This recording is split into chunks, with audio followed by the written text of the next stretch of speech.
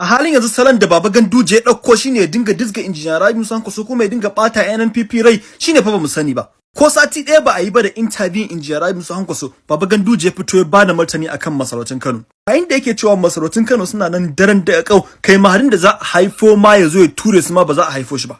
Duk da Baba Ganduje a bangaren shi ya ce shi ba duk wannan ƙara masarautun da yake ƙara musu albashi maganar da yake akan su yana yi ne domin ci gaban masarautun da kuma ci gaban Kano da tarihin Kano. Amma fa wasu mutanen suna ganin da cewa fa duk abin da Baba Ganduje yake na wannan maganganun da yake yana cewa sun zama dan da kaufa yana haƙa musu gadar zare ne. Domin Dimo yana magana su Dimo yana ƙara shigo da su cikin siyasa tsindim ne, kuma Dimo yana ƙara ziga abokan hamaya domin idan sun hau su cire su. Bara ku ji kaɗan daga cikin bayanin da Baba Ganduje ya yi.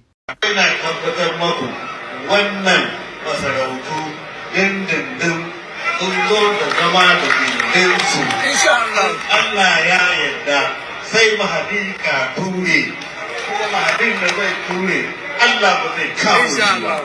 Kuma wannan bidiyon da ya saka ko sati ɗaya ba a yi ba da interview da injiniya Rabiu Musa Kwankwaso inda mai interview yake tambaye shi yake ce masa ya labarin masarautu a inda yake bashi ansa da cewa a bari a ga hukuncin da zaɓen gwamna idan ya hau zai aikata a kansu.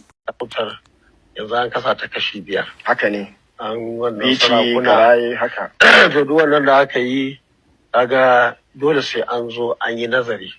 Shi da ma shugaba irin wannan ko na ƙasa ko na jiha ko na ƙaramar hukuma kullum ya zo zai gaji abubuwa masu kyau, zai gaji abubuwa wanda suke masu wahalar warwarewa.